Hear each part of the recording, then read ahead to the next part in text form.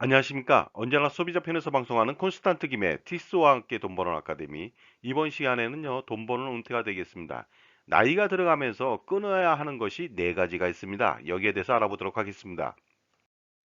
먼저, 은퇴란 무엇일까요? 은퇴는 영어로 리타이어를 말합니다. 리타이어는 리 플러스 타이어죠. 그러니까 다시 타이어를 갈아 끼운다. 결국 새롭게 출발하는 시기라고 볼 수가 있습니다. 그래서 그동안 사회 참여 활동을 하면서 어떻습니까? 직업으로부터의 은퇴를 말하는 것인데요. 성공적인 은퇴라고 하는 것은 무엇일까요? 결국 두 가지가 충족돼야 됩니다. 첫 번째는 재무적으로 안정과 만족을 줘야 되고요.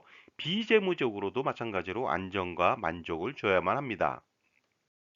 그런데 노후에 우리의 은퇴를 망치게 하는 것들이 가끔씩 있습니다. 그런 것들은 결국 재무적, 비재무적으로 손실이 발생될 수가 있습니다. 그래서 시간과 금전과 감정의 낭비가 이루 말할 수가 없겠죠. 그래서 성공적인 은퇴 생활, 노후 생활을 위해서 끊어야 되는 것들이 몇 가지가 있습니다. 물론 건강을 위해서는 술과 담배를 끊어야 합니다. 그것은 당연하겠죠. 하지만 추가적으로 더 끊어야 될 것이 있습니다. 그것은 무엇일까요? 첫 번째 끊어야 될 것은 바로 모임이 되겠습니다. 많은 모임은요, 삶에 의욕을 주고 활기찬 생활을 영위하게 만들 수도 있습니다. 그리고요, 노후 생활에 모임이 없다면 치과하는 생활밖에 안 되는데, 오히려 모임이 더 중요할 수도 있습니다만은요, 모임이 주는 역효과도 있다는 것이죠. 과도한 모임의 문제점은 무엇일까요? 그것은 바로 과도한 비용을 지출할 수밖에 없고요. 그 다음에 과도한 비용을 할애할 수밖에 없다는 문제점이 있다는 것이죠. 예를 들어서 회비라든가 경조사비는 진짜로 엄청나게 많이 들어갑니다.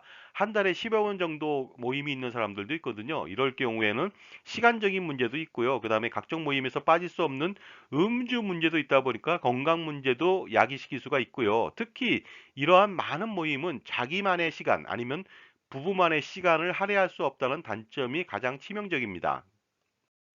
따라서 모임은 최소화시킬 필요가 있고요. 특히 부부가 함께 할 수 있는 모임으로 최소화할 필요가 있습니다. 그 다음에 나머지 모임은요, 없애고 부부만의 시간을 갖는 것이 가장 중요하다고 볼 수가 있습니다. 두 번째 끊어야 될 것은요, 바로 취미 활동이 되겠습니다. 물론 과도한 취미 활동이 되겠습니다. 예를 들어서 등산, 요가, 헬스, 골프, 낚시 등을 하는데요. 과도한 시간이 수반되고요. 비용도 엄청나게 많이 들어갑니다. 어떤 사람은요, 일주일에 5번 라운드 하는 사람도 있습니다. 그 라운드를 하기 전에 매일 또 연습을 합니다. 아침, 저녁으로. 그러다 보니까 그 사람은 일주일이 온통 골프뿐입니다. 결국 자기와 부부만의 시간은 거의 없이 골프에 파묻혀 사는 모습을 보이고 있거든요.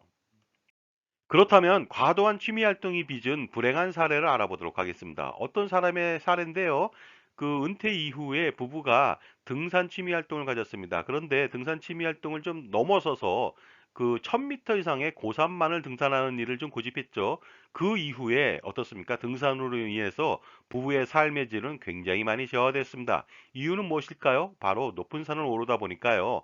무릎 관절에 통증이 유발되고요. 인공관절을 수술해야 되는 처지에 놓였다는 것이죠. 그로 인해서 10여 년 만에 높은 산을 등산하다가 결국은 어떻습니까? 삶의 질이 저하되는 엄청난 불행을 겪고 있다는 것입니다. 취미 활동이라고 하는 것은요, 삶의 윤활유적인 역할을 해야 됩니다. 그러나 과도한 시간을 할애한다는 것은요, 소일거리로 치부하기에는 너무나도 많은 시간을 할애해야 되기 때문에 이것이 문제라는 것이 되겠습니다. 하루 종일 취미 활동만 한다면 삶의 질이 개선되진 않겠죠? 결국 하고 싶은 일도 휴가도 하루 이틀 며칠 뿐이지 계속한다면 재미가 없거든요. 그러므로 취미 활동은 경량화시킬 필요가 있습니다. 그래서 가벼운 운동을 할 필요가 있겠죠. 산책 등으로. 그 다음에 저비용, 그 다음에 시간이 적게 들어가는 취미로 한정해서 취미 활동을 하면 좋겠습니다. 그리고요, 자신의 특기를 살린 취미 활동을 살릴 필요가 있겠죠. 그럼으로써 사회 참여 활동으로 이어져서 직업이나 소득을 창출할 수 있도록 같이 연관성을 띠면 좋겠습니다. 노후에 끊어야 되는 세 번째는요, 바로 친구가 되겠습니다. 그런데 친구는 많을수록 행복한 거 아니겠습니까? 하지만 노후는 그렇지 않을 수도 있습니다. 결국 많은 친구는 노후 생활에 문제를 야기시킬 수도 있습니다. 옛말에 이런 말이 있잖아요. 가지 많은 나무, 바람 잘 날 없다. 결과적으로 많은 친구 때문에 노후 생활을 많이 뺏긴다는 것도 있고요. 더 중요한 것은 노후가 되었을 때 과연 진실한 친구가 많다? 그렇진 않거든요. 따라서 친구를 선별해서 최소화시킬 필요가 있겠죠. 자, 지금까지 제 정보가 만족스러우셨다면요, 구독과 좋아요 부탁드리겠습니다. 그리고 특히 회원 가입을 통해서 보다 다양한 혜택을 받아보시기 바랍니다. 감사합니다. 계속하겠습니다. 친구를 사귀는 기술은요, 젊어서는 친구를 많이 사귀는 것이 비즈니스 측면 때문에 친구를 늘려가는 기술이 필요할 수도 있습니다. 예를 들어서 친구다, 동료다, 동기다, 동창이다, 이웃이다, SNS를 통해서 만난 친구들을 많이 잘 관리해야 되겠죠? 하지만 나이가 들어가면서는요, 친구를 줄여가는 기술이 필요합니다. 그래서 꼭 필요한 친구만 남길 필요가 있습니다. 그렇지 않으면요, 시간과 돈과 건강, 그리고 기분마저 상하게 되는 경우가 많이 발생할 수가 있습니다. 특히 또 친구가 많다고 해서 계속 만나다 보면요, 과거 추억에 빠져 살 수밖에 없습니다. 그러면 더 늙어집니다. 따라서 새로운 젊은 층과 더 어울릴 필요가 있겠죠. 그러므로 나이가 들어서는요, 친구를 줄여가는 것이 좋겠고, 최소한의 친구를 만드는 것이 좋겠죠. 그리고 더 중요한 것은요, 배우자를 가장 친한 친구로 둬야 할 것 같습니다.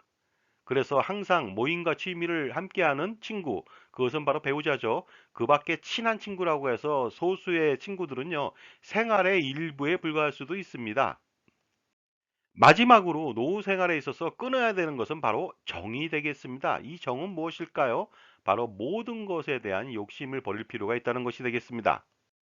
따라서 재산 증식에 대한 욕심, 이것은 오히려 화를 부를 수도 있고요. 소비에 대한, 소유에 대한 욕심을 버릴 필요 있고요. 잦은 여행에 대한 욕심도 자제할 필요가 있습니다. 그리고 정보다는 합리적인 판단이 아주 중요하다고 볼 수 있고요. 그것이 바로 현명한 노후 생활을 영위하는 기술일 수도 있습니다. 예를 들어서 특히 재산이 많은 경우에 공정하지 못한 증여와 상속의 잘못된 정으로 평생 일궈온 재산 상속에 실패하는 경우도 많이 있거든요. 이럴 때는 굉장히 잊지 못할 과오로 남길 수가 있으니까요. 반드시 현명한 판단을 해보시기 바랍니다. 자, 지금까지 우리의 노후를 망치는 네 가지, 반드시 끊어야 되는 네 가지에 대해서 알아봤습니다. 감사합니다.